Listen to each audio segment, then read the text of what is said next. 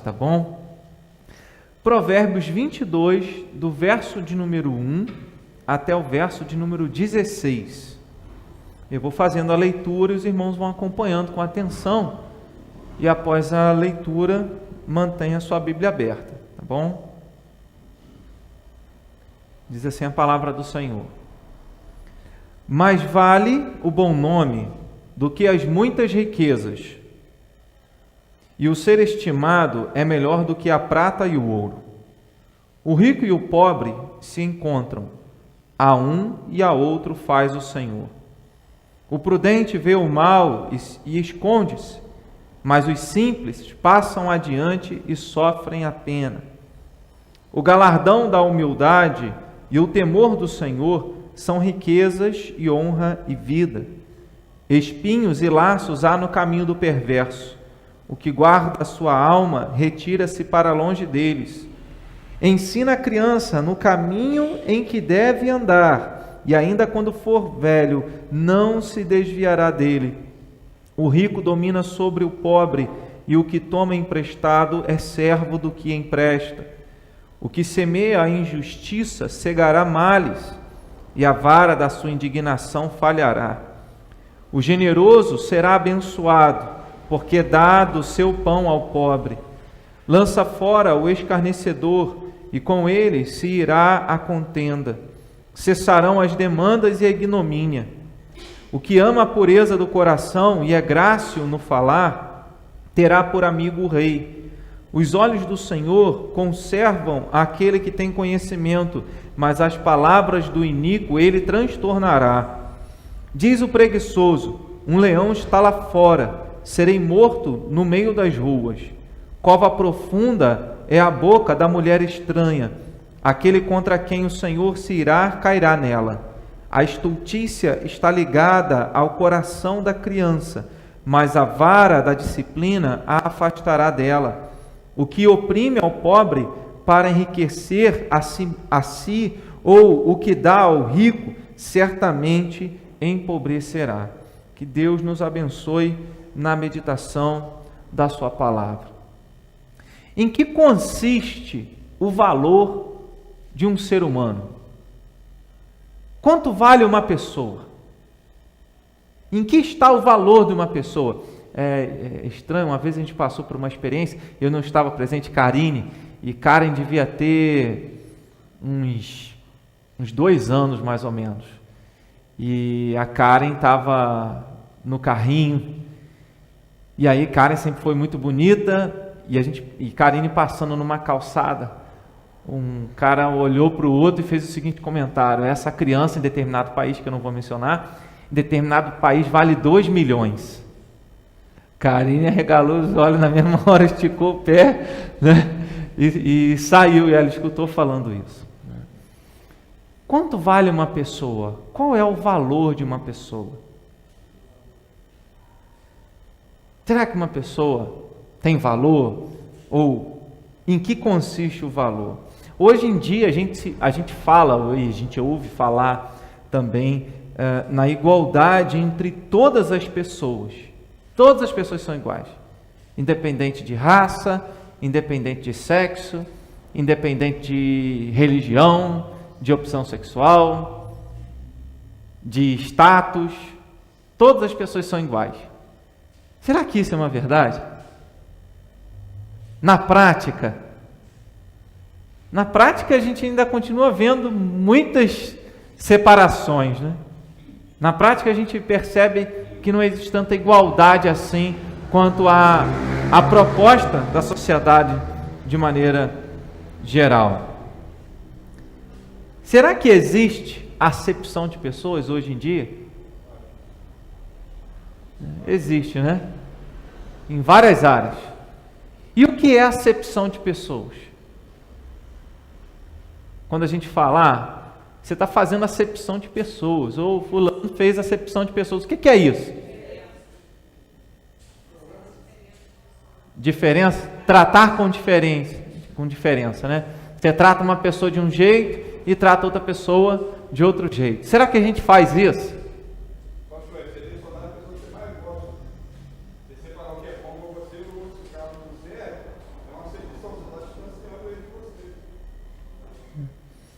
E a gente vai perceber que geralmente nós, eu não vou usar o nós, mas embora cabe, né?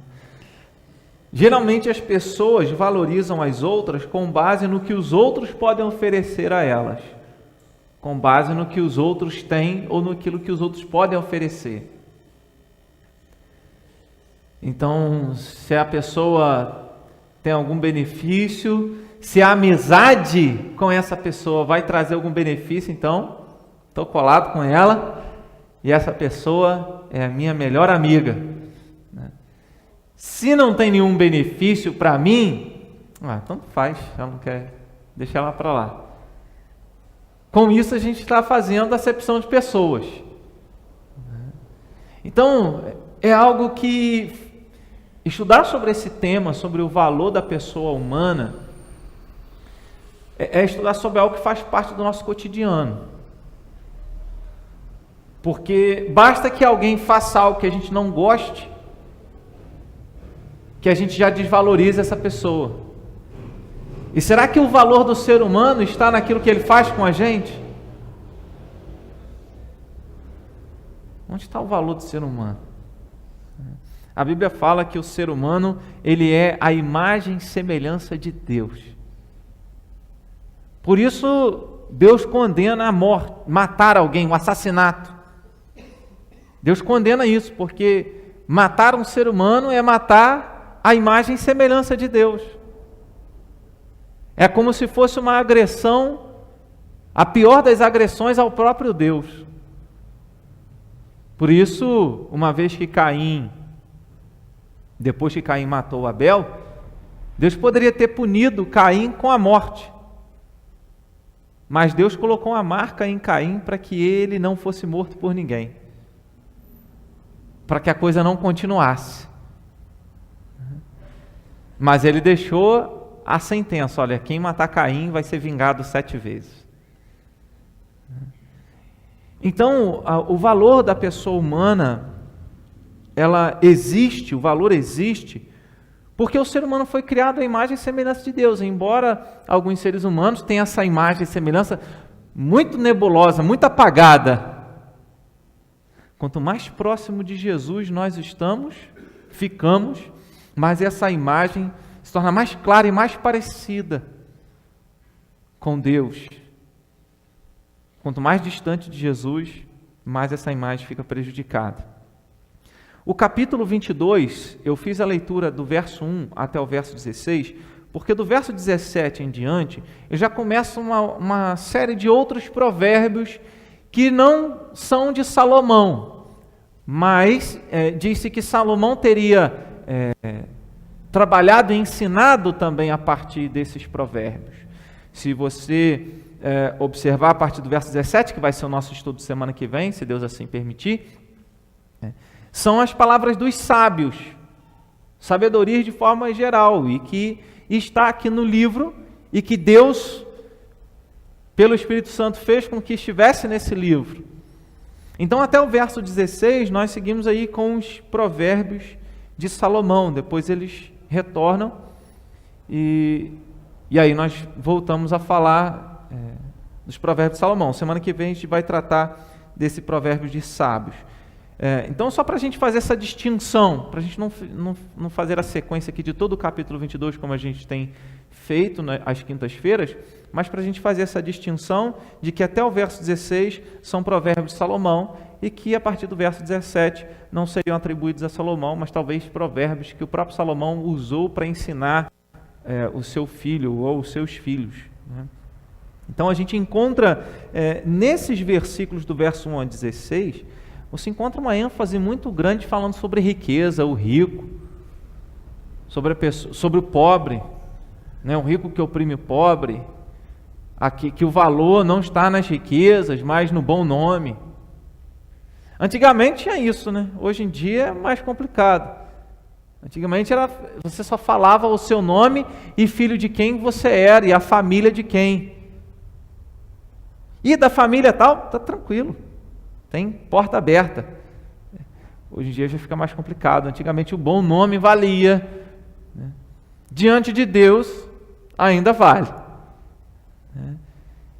E aí, enquanto muitas pessoas estão à procura de riqueza, de bens materiais, de prosperidade, do sucesso na vida, a gente já tratou desses temas, né? O sucesso, né? A verdadeira riqueza, todos foram temas que nós trabalhamos já nesse livro de Provérbios. Mas ele está mostrando que o bom nome vale muito mais. E aí da onde a gente pode extrair a ideia e o tema, né, dessa nossa meditação, dessa nossa reflexão sobre o valor da pessoa. Então ele está dizendo que mais vale o bom nome do que as muitas riquezas. Onde está o valor do ser humano? E aí nós encontramos que o valor do ser humano, ele vai ser visto não pela riqueza ou pobreza. O valor de uma pessoa não pode ser medido pela riqueza ou pobreza, por aquilo que ela tem ou por aquilo que ela não tem. Mas às vezes, algumas pessoas tratam com maior deferência, com maior cuidado, aqueles que têm mais, e tratam aqueles que não têm nada para oferecer, os pobres, pessoas de rua, os moradores de rua, de uma outra maneira. E é claro que até às vezes dentro da igreja visível, nós encontramos assim, né? Eu olho para aquela pessoa e passo a ter um apreço para aquela pessoa, por aquilo que ela tem, e não por quem ela é. Ao passo também que eu sou levado em alguns momentos a julgar o caráter da pessoa por aquilo que ela não aparenta. Em que sentido eu estou dizendo? A pessoa não tem recursos, aí você já diz, não, essa pessoa aí é antipática, é mal encarada, né? Porque a pessoa não tem recursos. E aí ele está dizendo no verso 1 e 2, meu primeiro ponto é olhar para esse verso 1 e 2 e ver que o valor da pessoa não pode ser medido pela riqueza ou pobreza, porque ele diz, mais vale o bom nome do que as muitas riquezas, e o ser estimado é melhor do que a prata e ouro. O rico e o pobre se encontram a um e ao outro, faz o Senhor. É estranho a gente pensar que quem faz o rico é Deus e quem faz o pobre também é Deus. É estranho para a gente pensar nisso, né? E isso foge à realidade da teologia da prosperidade, da teologia dos nossos dias, de muitas igrejas dos nossos dias, em que diz que Deus, se é o teu Deus, o teu Pai, o teu Salvador, você não tem que ser pobre, você tem que ser rico, porque você é filho do rei. Meu Deus é o dono do ouro e da prata, igual a Ana está lembrando aqui. Mas a gente encontra em Provérbios que Deus fez tanto o rico quanto o pobre. E então ele está dizendo que o bom nome é mais importante. O caráter, o ser irrepreensível. Quando Paulo escreve a Timóteo e ele vai dizer sobre a palavra de Deus, ele diz que toda a escritura é inspirada por Deus e útil para o ensino, para a repreensão. Isso na segunda carta a Timóteo, capítulo 3, verso 15 diante, verso 16, 17. Ele diz, toda a escritura é inspirada por Deus e útil para o ensino, para a repreensão, para a correção da justiça, a fim de que o homem de Deus seja perfeito e perfeitamente habilitado para toda boa obra. Quando nós nos relacionamos com Deus, a palavra de Deus, que é transformadora, transforma a nossa vida. E o que vale não é o que nós temos, mas quem somos. Não são os nossos bens, mas a nossa identidade. Quem somos nós como discípulos de Jesus Cristo? Quem somos nós como filhos de Deus? Nem todos são filhos de Deus. Se você explicar que ser filho de todos são filhos de Deus no que diz respeito a ser criação de Deus, ok, todos foram criados por Deus, mas a Bíblia diz que quem é filho de Deus é aquele que quem crê em Jesus como Salvador. Esse deu o poder de ser filho de Deus no sentido de que é filho e gerado pela ação do Espírito Santo de Deus e herdeiro das bênçãos celestiais. Então, esse é o verdadeiro Filho de Deus. Então ele coloca o caráter de ser irrepreensível, que é o bom nome na praça, que é o ser benquisto, que é ter o nome que abre portas, como algo mais importante do que o dinheiro. E aí você sabe muito bem disso, que às vezes a pessoa está sem dinheiro, mas se ela tiver um nome, ela vai longe. Mas às vezes tem dinheiro, mas é mal encarado, é antipático, é arrogante. E pode ser alguém, talvez até querer comprar alguma coisa, a pessoa fala assim, não quero vender para você. Depende da pessoa, né?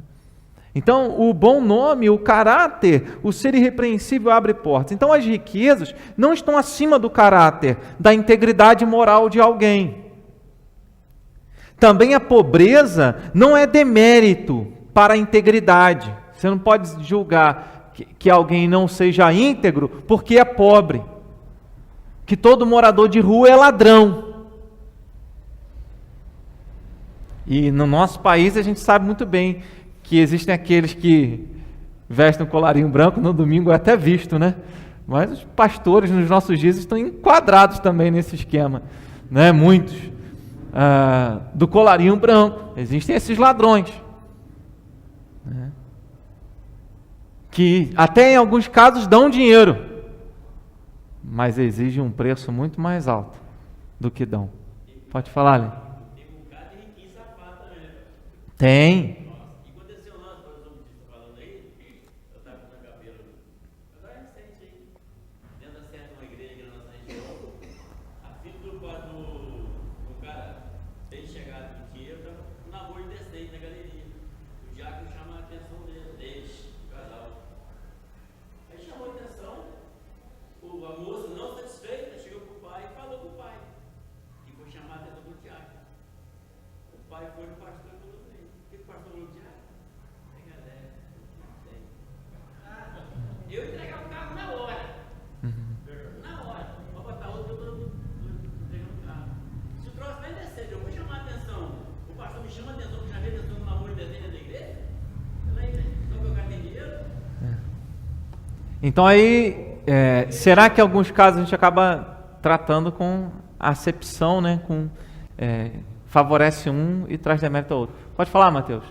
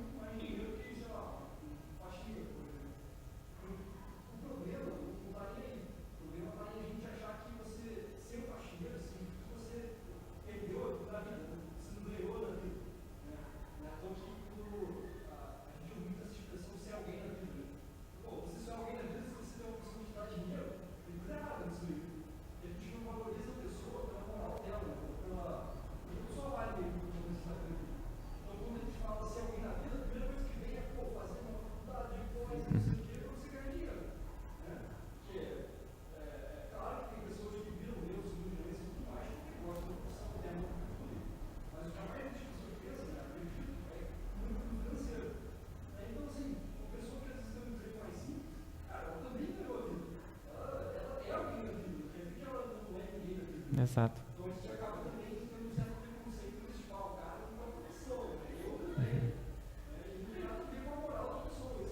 Exato. E às vezes a gente encontra até alguns lugares em eleição, né? Tanto para cargos políticos ou dentro da igreja, com base nessa questão profissional, né? Então, se a pessoa aí eu uso o termo, né, mais bem sucedido profissionalmente, né, usa até essa expressão, né?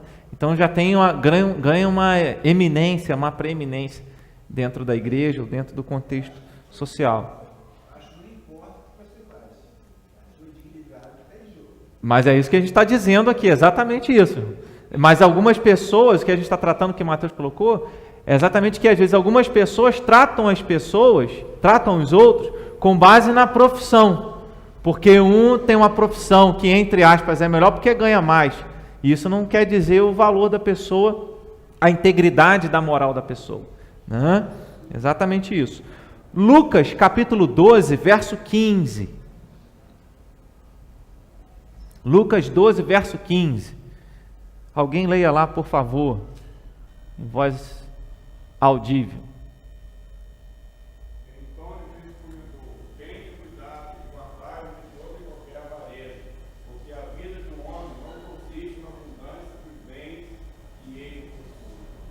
Então Jesus deixou claro, a vida de um homem não consiste na abundância de bens que ele possui. E que a gente não esqueça disso, né? Que o valor de alguém, de uma pessoa, não pode ser medido pela riqueza ou pela pobreza. Salomão ensina que Deus fez tanto o rico quanto o pobre. Isso quer dizer que ambos precisam do Senhor. Enquanto, num contexto geral, o rico parece assumir uma postura de arrogância acima do pobre, sobre o pobre, e até ele usa aqui alguns termos de domínio, né, sobre o pobre, o rico dominando sobre o pobre, mas Salomão ele lembra que tanto um quanto o outro dependem de Deus, são criação do Senhor, e se o Senhor fizer assim, acaba tanto um quanto o outro. Então é importante lembrar, e aí com essa palavra, Deus está exortando ao rico: vigia, porque você depende de mim. E consolando o pobre: eu estou cuidando de você, porque eu te fiz. Deus trabalha nessas duas maneiras. Jesus, e aí a gente olha para o Novo Testamento, Jesus ele deu atenção ao jovem rico. O jovem rico, lá em Marcos capítulo de número 10, eu vou citar o verso 22. O jovem rico diz: bom mestre, o que eu vou fazer para herdar a vida eterna? E ele fala: cumpra os mandamentos. Quais? Não faça isso, não faça aquilo. Tudo isso eu tenho feito. O que me falta ainda? Uma coisa te falta: vai, vende tudo o que tem, dá aos pobres, depois vem e me segue. Aí diz que ele saiu, ele porém, contrariado com esta palavra, retirou-se triste, porque era dono de muitas propriedades. Aí você encontra no Novo Testamento um rico que perdeu a sua integridade porque colocou o seu coração nas riquezas, nos bens que possuía. Colocou a sua vida e seu coração. E saiu triste porque não considerou Deus mais importante. Não considerou o Senhor Jesus mais importante. Mas, se de um lado, e aí Jesus ele diz, né, dificilmente entra um rico no reino dos céus, mas não quer dizer que não entre, porque em Lucas capítulo 19, verso 8, um homem baixinho, cheio da grana, vai ver Jesus passar. Jesus olha para ele e diz: desce daí dessa árvore, porque eu vou em tua casa. E aí, enquanto eles estavam lá se alimentando, Zaqueu se levanta e disse ao Senhor: Senhor, resolvo dar aos pobres a metade dos meus bens, e se em alguma coisa tenho defraudado alguém, restituo 4 vezes mais. E o que Jesus fala em seguida olha, hoje houve salvação nessa casa. É um rico que foi salvo. Um rico que se converteu, que colocou o relacionamento dele com Deus mais do que tudo que ele possuía. Então, o valor não é demonstrado pelo que tem, mas por aquilo que você é, por aquilo que você faz, pela ação de Deus na sua vida. Então, Jesus ele deu atenção a Zaqueu, e Zaqueu resolveu amar mais a Deus do que o seu dinheiro, diferente do que o jovem rico fez. Quando o valor de uma pessoa, o que acontece quando o valor de uma pessoa é baseado nas riquezas que ela possui? O que acontece quando alguém acha que o que ela vale está relacionado com aquilo que ela tem? O que acontece?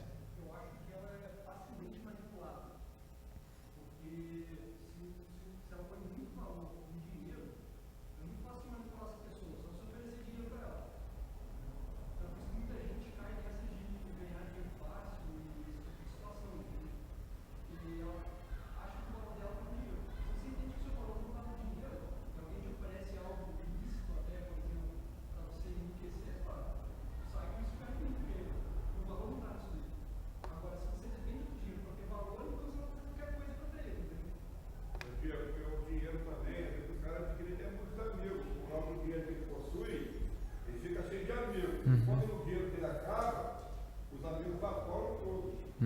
Pegou um amigo no Facebook, nós temos que ser sobre tudo. Né? Exato. E aí, a gente observa o verso 7, pode falar, Roque. Eles responderam, né? Aham. A opinião deles. Eu já acho o seguinte: pessoas que têm muita grana, ele não ouve só ele que tem a razão. Ele que tem a razão, ele que tem que comandar, ele que tem a última palavra. E é dentro desse contexto que a gente encontra isso aqui nesse capítulo. Observa o verso 7. Verso 7 ele diz, lá do capítulo 22 de Provérbios: o rico domina sobre o pobre. Né? Ele vai mencionar nesse contexto, né, quando no verso 4 ele fala da humildade, porque aquele que colocou o seu valor nas riquezas e no bem que possui, ele vai ser arrogante. É o que Roque mencionou. E aí o verso 7, ele demonstra que quando alguém valoriza mais o dinheiro do que o caráter, ele é capaz de dominar sobre o seu semelhante. Ele é capaz de oprimir o seu semelhante, né? Aquele que tem menos que ele. E se ele tiver muito dinheiro e houver alguém que tem muito mais do que ele, aí ele já trata de outra maneira, porque o valor está relacionado aos bens materiais. Uma outra coisa é o verso de número 16. O verso de número 16, ele diz: o que oprime ao pobre para enriquecer a si, ou o que dá ao rico, certamente empobrecerá. Ele está dizendo o seguinte: se você quer se dar bem, você oprime o outro para tirar dinheiro de quem não tem, e você quer ser bondoso com aquele que já tem para que você possa ter um retorno, isso de nada vai adiantar. Em Provérbios, que é um livro de sabedoria, vai ensinar que a riqueza lícita, o recurso lícito, vem através do trabalho digno. Por isso que nesse contexto ele cita também sobre o preguiçoso, que fica pensando no leão que está lá fora e não se levanta para enfrentar a lida do dia a dia, o trabalho do dia a dia, né? e quer enriquecer às custas do pobre, né? Ou prestando favores ao rico, né?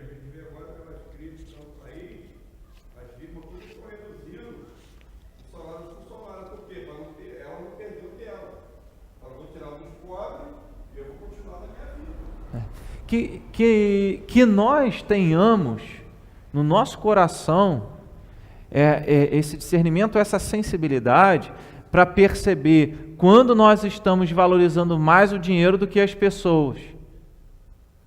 Porque a pergunta que eu fiz: o que acontece quando alguém valoriza mais o dinheiro do que as pessoas? Vai haver domínio e opressão. Você vai se colocar numa postura como se fosse melhor que o outro, porque você tem algo que o outro não tem. A gente poderia até tratar de uma forma mais abrangente, não apenas de recursos financeiros, mas em relação a ensino, a estudo. Um tem o primeiro grau, o outro tem o segundo grau, ensino médio, o outro tem faculdade, o outro é doutor, e você trata com acepção de pessoas em relação a cada grau de instrução. E se você tem faculdade, você se coloca num patamar acima do que o outro que não tem. Espera aí, não é isso. Então a gente pode tratar desse aspecto não apenas numa questão de finanças, mas do que respeito a essa questão social de instrução. Então, Tiago, vamos ler lá Tiago, capítulo 2, verso 1 ao 9. Tiago, Hebreus, Tiago, lá no finalzinho da Bíblia, capítulo 2, do verso 1 ao 9. Eu vou fazer a leitura desse texto, é um texto um pouquinho mais longo. E a gente encontra o que o Novo Testamento menciona sobre isso de uma forma muito clara. Meus irmãos, não tenhais a fé em nosso Senhor Jesus Cristo, Senhor da glória, em acepção de pessoas. Se, portanto, entrar na vossa sinagoga algum homem com anéis de ouro nos dedos, em trajos de luxo, e entrar também algum pobre andrajoso, vamos parar aqui, contextualizando para nós, entra alguém na igreja, todo arrumadinho, e entra um outro, sujo e cheirando mal. Tem até a história de que uma vez um pastor foi convidado para pregar numa igreja, e ele ia fazer uma pregação contextualizada, e ele chegou umas 2 horas, 1 hora antes de começar o culto, e ele ficou na frente da igreja vestido de mendigo, né? E ninguém, o pessoal entrando na igreja, ninguém parou para dar uma atenção. E aí na hora da mensagem, cadê o pregador? E aí ele começou a entrar na igreja, e as pessoas olhando assim, né, com desdém. E ele começou a tirar a roupa e estava vestido paramentado por baixo, né, com um terno, né? E a gente precisa vigiar quanto a isso. Até para que nós saibamos lidar com as pessoas que entram daquela porta ali para dentro. Porque todos nós precisamos da graça de Deus. Todos nós precisamos do perdão de Deus. Então Tiago ele diz, se entra alguém na sinagoga, né, todo bem paramentado, mas entra também o pobre, vamos lá, verso 3, e tratardes com deferência o que tem os trajos de luxo, e lhe disserdes, tu assenta-te aqui em lugar de honra, e disserdes ao pobre, tu fica ali em pé, ou assenta-te aqui abaixo do estrado dos meus pés. Não fizeste distinção entre vós mesmos, e não vos tornaste juízes tomados de perversos pensamentos? Ouvi, meus amados irmãos, não escolheu Deus os que para o mundo são pobres, para serem ricos em fé e herdeiros do reino que Ele prometeu aos que o amam? Entretanto, vós outros menosprezastes o pobre. Não são os ricos que vos oprimem, e não são eles que vos arrastam para tribunais? Não são eles os que blasfemam o bom nome que sobre vós foi invocado? Se vós, contudo, observais a lei régia, segundo a Escritura, amarás o teu próximo como a ti mesmo, fazeis bem. Se, todavia, fazeis acepção de pessoas, cometeis pecado, sendo arguídos pela lei como transgressores. É difícil sobrar alguém limpo, hein? É difícil salvar alguém, porque se dependesse das nossas atitudes, nós sempre permitimos que algo no nosso coração crie juízo de valor em relação às pessoas, por algo que elas falaram, pela forma como elas se vestiram. Você já deve ter passado por essa. Eu acredito que não tenha sido só eu, gente, que eu já passei por isso. Você olha para uma pessoa e você já diz assim, a pessoa não é flor que se cheire, né? Não é assim que a gente fala? Ou seja, não é alguém que dá para você estabelecer uma amizade ali, estar perto, confiar. Aí depois você tem a oportunidade de conversar com essa pessoa, e você começa a conversar com ela começa a contar da vida dela, e aí você conta da sua, ela começa a falar, você fala assim, rapaz, como é que eu pensei isso? Completamente diferente daquilo que eu pensei. Nós passamos por isso no trabalho em Barueri. Veio um cara de São Paulo, grandão, mas não falava. Ele foi tomar conta de um certo trabalho, depois. E ali foi um trabalho bom, depois foi para a fábrica, mais trabalho. Mas esse cara vai fazer problema. Cara, queimou nós também. Que cara bom para nós. Está dando falta hoje no trabalho. Foi para lá para cima, nós agora está para São Paulo. Eu nem quando eu falo, fulano está dando conta do nosso meio. O homem é estourado, mas é um cara bom. E quando a gente reconhece que a gente queimou a língua, ainda tá bom. Pior quando a gente não reconhece isso, né? Eu falando com ele mesmo, eu falei com ele, olha, você cara não, nós estávamos, hoje sabe você transformou não aqui no trabalho nosso.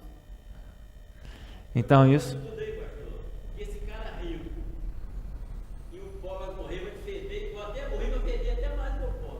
for melhor, vai perder bem mais trabalho.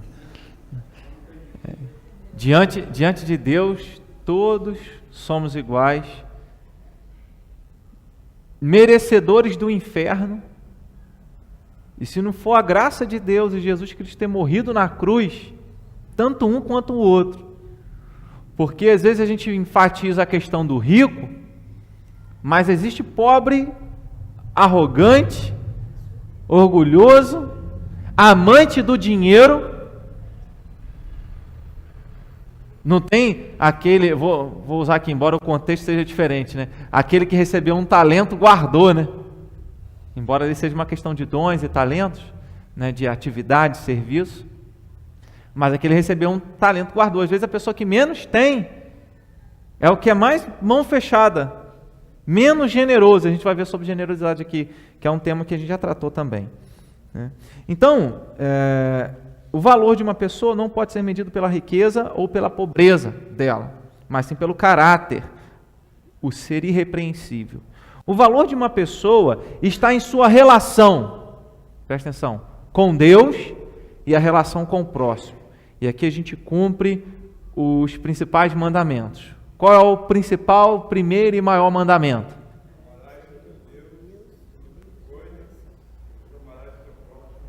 Né? Então, nessa relação, e a gente vai observar isso aqui no texto, do verso 3 até o verso 11 de Provérbios 22, a gente vai encontrar isso. A gente vai encontrar a ação do homem ímpio e a ação do homem reto, do homem justo. A ação daquele que zela pelo caráter e a ação daquele que zela pelo dinheiro. Então, o valor de alguém está na sua relação com Deus, como é a relação dessa pessoa com Deus e como é a relação dessa pessoa com o próximo. Em sua relação com Deus, eu quero destacar alguns aspectos aqui que a gente observa nesse texto. O verso de número 4, ele diz: o galardão da humildade. Humildade, por mais que a pessoa possa aparentar ser humilde, só quem tem condições de ver se essa pessoa realmente é humilde é o Senhor, porque é algo que está dentro. É um aspecto interno. A pessoa pode ajoelhar, a pessoa pode falar sim, Senhor, sim, Senhora, mas só Deus vai ter condições de ver. Então, verso 4, ele diz, o galardão, fala do galardão da humildade, e que isso é honra, é riqueza, honra e vida. Mas só Deus pode. Então esse é um aspecto interno. Na relação, no valor da pessoa, ele é estabelecido na relação dela com Deus. E nessa relação com Deus, Deus vai observar o que ninguém vê. Deus fala para Samuel, olha, eu não vejo como você vê. O homem vê o quê? O exterior. Mas o Senhor vê o coração. Foi assim que Deus falou para Samuel, quando Samuel olhou para o primogênito de Jessé e achou que era ele o futuro rei de Israel. E aí Deus falou assim, não é esse. Aí ele olhou o outro, é esse? Não, não é esse. Samuel, você vê com os olhos.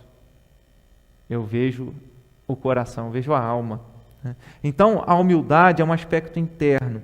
Olha o verso 5. Espinhos e laços há no caminho do perverso, que guarda a sua alma, retira-se para longe deles. Quando Mateus menciona, se o valor da pessoa não está no recurso, alguém pode até oferecer algo. E ela vai dizer, não, eu não quero isso, afasta isso de mim e tal. Então ele está dizendo aqui que espinhos e laços há no caminho do perverso, mas o que guarda a sua alma, retira-se para longe deles. Guardar a alma tem a ver com esse aspecto interno de obediência à palavra de Deus. É mais do que aparentar uma santidade, é ser fiel ao Senhor no coração. Então, guardar a alma é ter uma disposição interna, não apenas externa, mas uma disposição interna de fazer a vontade de Deus. E é o verso 11, que é a terceira referência nesse capítulo aí, que eu escolhi para tratar desse aspecto interno, da relação nossa com Deus. Então, verso 11 ele diz: o que ama a pureza do coração. Existe alguém que ama a pureza do coração mais do que a pureza das aparências. Porque Jesus conta a parábola de que houve um religioso, um fariseu, que chegou no templo, ajoelhou lá no altar e começou a agradecer. Senhor, obrigado porque eu obedeço seus mandamentos, obrigado porque eu dou o dízimo de tudo quanto tenho, obrigado porque eu estou na tua casa, jejuo várias vezes na semana, obrigado, Senhor, por isso. Aí tinha outro lá atrás, no último banco da igreja, né, que não quis nem sentar. Não quis nem assentar. Aí, assim, Senhor, tem misericórdia de mim que sou pecador. Aí Jesus fala: quem voltou para casa perdoado foi aquele que se humilhou. Então, a pureza no coração. E aí Deus vai saber se a pessoa está aparentando uma pureza ou se realmente há uma pureza no coração. O salmista, no Salmo de número 16... Salmo 15, Salmo 16, ele vai falar sobre isso. Quem vai habitar na presença de Deus? O que é limpo de mãos e puro de coração, que não entrega a sua alma à falsidade, nem jura dolosamente, este obterá, né, a bênção do Senhor. E aí ele menciona sobre essa pureza de coração. Jesus, no Sermão da Montanha, se você olhar do capítulo 7 do capítulo 5 até o capítulo 7 de Mateus, você vai perceber que Jesus está tratando de aspectos internos. Ele vai falar: ouviste o que foi dito, não matarás. Mas se você no coração já rejeitou alguém, você já cometeu assassinato. Ouviste o que foi dito, não adulterarás. Mas se você olhar com a intenção impura, você já cometeu o adultério. E aí ele vai tratando de aspectos que são internos. A gente pode até aparentar alguma coisa, mas ele vai olhar interno. Então o valor é aquilo que tem lá dentro.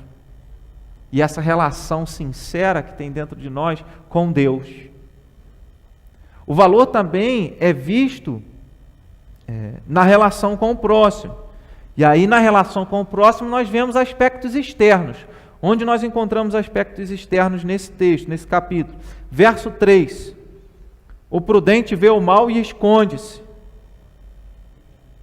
Você tem que fugir do mal, da aparência do mal. O verso 4, se na primeira parte eu mencionei a humildade como um aspecto interno, a segunda parte que diz: e o temor do Senhor, essa expressão temor do Senhor, nos livros de sabedoria, em Jó, Provérbios, ele é o apartar-se do mal, é o fugir das coisas erradas. Então tem a ver com obediência à palavra de Deus. Tem a ver, temer a Deus, não é assim: eu temo ao Senhor como algo da minha mente. Não, tem a ver com obediência. Eu faço aquilo que Deus manda. Então eu temo a Deus. Até quando a gente escuta falando: fulano está fora da igreja, mas teme a Deus, guardou o temor do Senhor. É uma referência para tentar amenizar que a pessoa ainda não está completamente vivendo uma vida desregrada, mas ainda mantém alguns princípios. Embora o fato de estar afastado da comunhão da igreja, ainda assim é uma desobediência ao Senhor, né? Porque a Bíblia ordena que a gente tem que manter a nossa comunhão, a gente tem que se congregar. Então, temer a Deus, apartar-se do mal, verso 3, verso 4. Verso 9 ele diz: o generoso será abençoado, porque dado o seu pão ao pobre. Generosidade. Enquanto tem aquele que ama o dinheiro, que só quer tudo para si, procura e caça oportunidades para se dar bem à custa dos outros, tem aquele que é generoso e tira do seu pão. Tira do seu pão. Aqui é interessante essa ideia, porque não é algo que está sobrando. O generoso é quando ele tira do seu pão para dar ao pobre. Ele não dá porque está sobrando. Lembra quando a viúva foi depositar lá no gasofilácio? E aí os religiosos depositavam grandes quantias. Jesus vira para o discípulo e fala: eu estou falando para você que essa senhora ali, aquela viúva ali que depositou 2 moedas, depositou mais do que todos eles, porque ela deu tudo que tinha.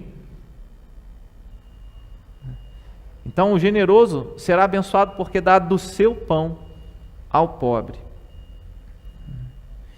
E aí um outro aspecto externo dessa relação com o próximo, que evidencia o valor do ser humano, é o verso 6.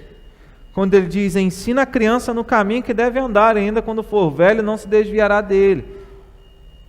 A ideia de que nós precisamos compartilhar a palavra de Deus. Então, eu fujo do mal, eu temo a Deus, eu sou generoso, mas eu compartilho e ensino a palavra de Deus. Jesus ensinou que a árvore boa é conhecida como? Vamos lá, gente. Árvore pelos frutos. A árvore má não dá fruto.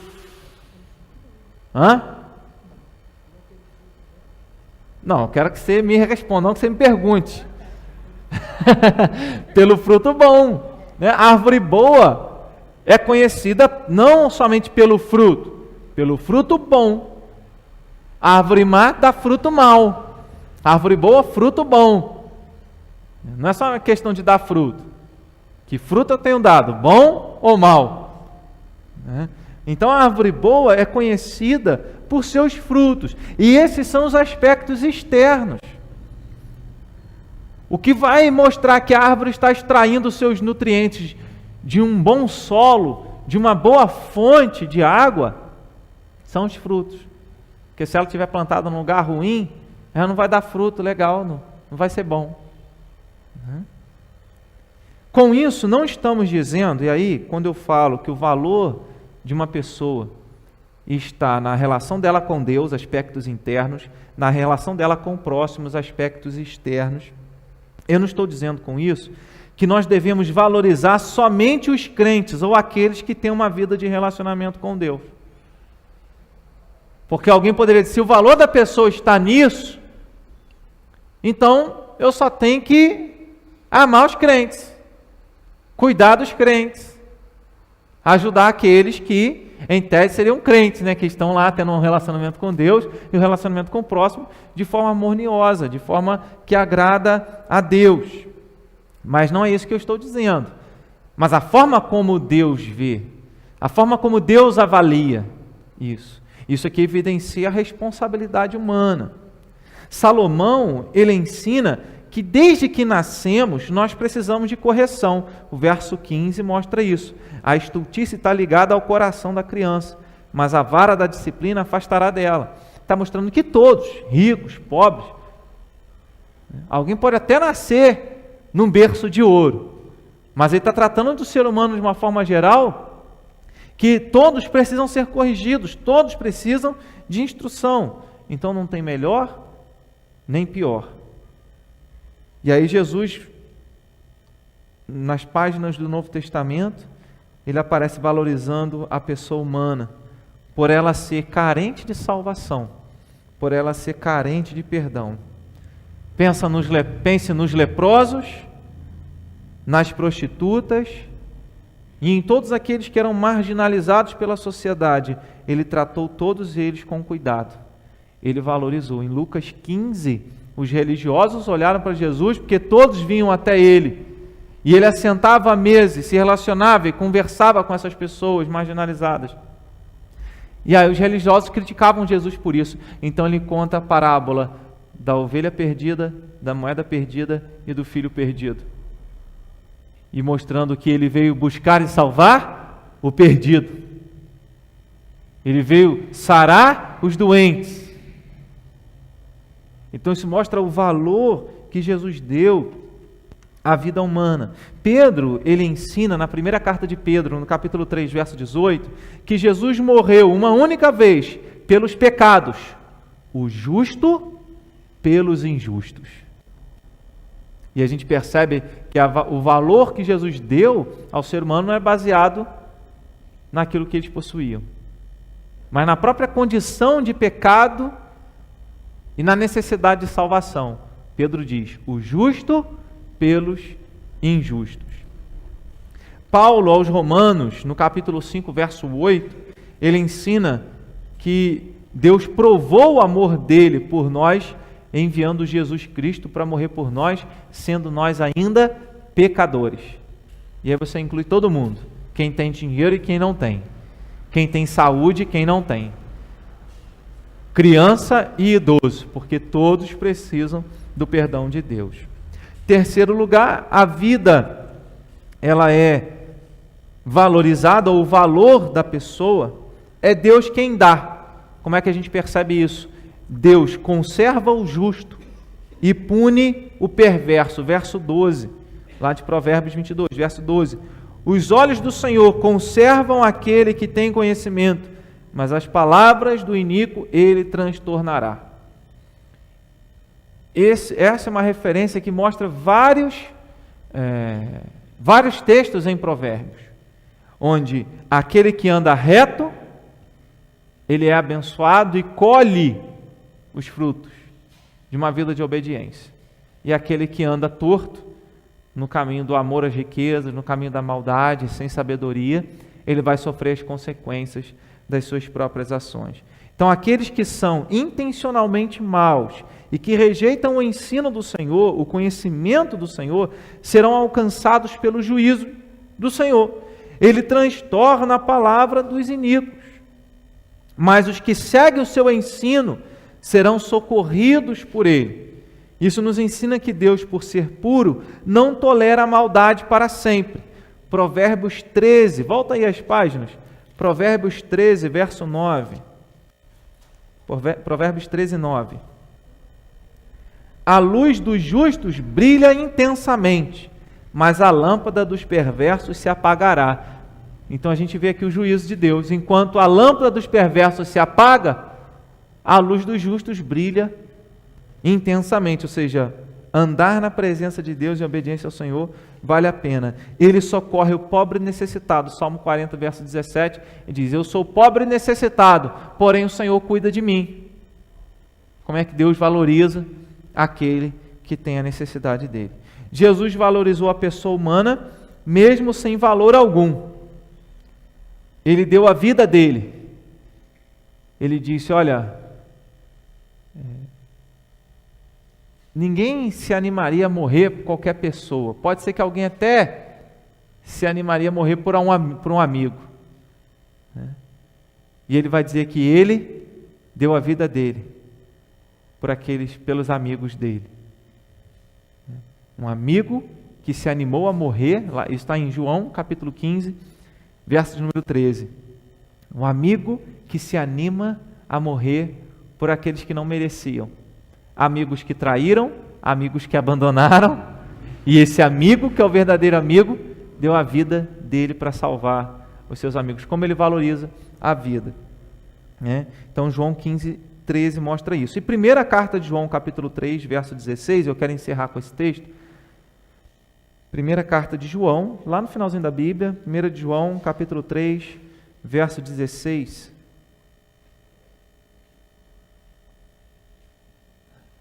Já está lá na projeção. Nisto conhecemos o amor, que Cristo deu a sua vida por nós e devemos dar nossa vida pelos irmãos. Esse é o valor da pessoa humana. Jesus deu a vida dele, deixou a sua glória, deixou tudo aquilo que ele tinha com o Pai e assumiu a forma humana. Que valor que ele deu à vida humana. E a ponto do apóstolo João dizer que vimos a sua glória, a glória como do unigênito do Pai. E ele habitou entre nós. E aí então esse Deus que habitou entre nós, valorizando a vida humana, morreu para salvar o pecador, ele também nos deu exemplo, e o apóstolo João ele diz: então nós devemos dar a nossa vida pelos irmãos.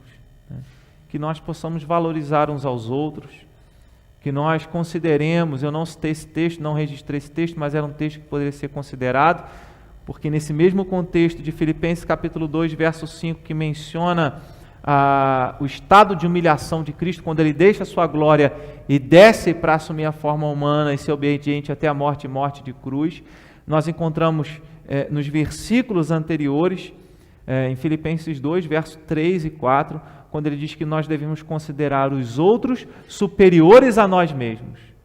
Devemos considerar as outras pessoas maiores do que nós.